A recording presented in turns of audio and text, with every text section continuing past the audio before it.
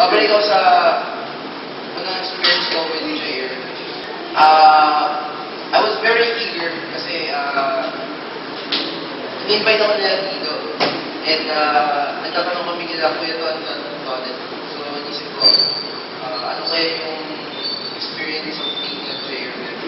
Una parang nahiya pa ako since nung first meeting ko, nag-introduce ako sa inyo.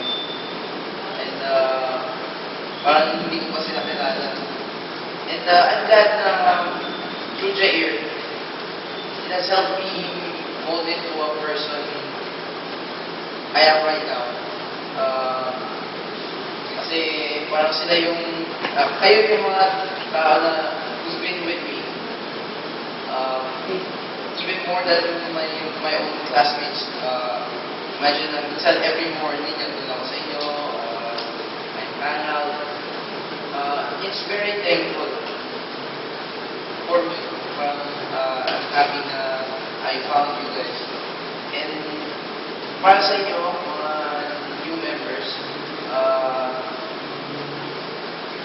ang masasabi ko, since kami aalis na kami, it's your turn to inspire the other revisions.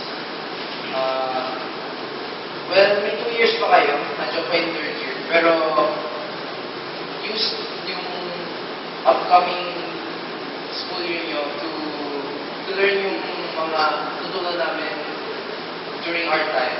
Kasi you'll never know, kayo na rin yung magiging core yung Jair. Kayo na yung mag-lead. Hindi na kayo yung parang susunod na kayo sa amin. Kayo na mismo yung gagawa ng decision para magawa niyo yung projects natin, yung mga programs, and sana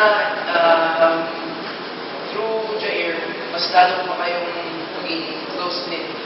Yung mas lalo yung makikilala yung isa-isa. Hindi lang sa level nyo, pati na rin sa mga future members.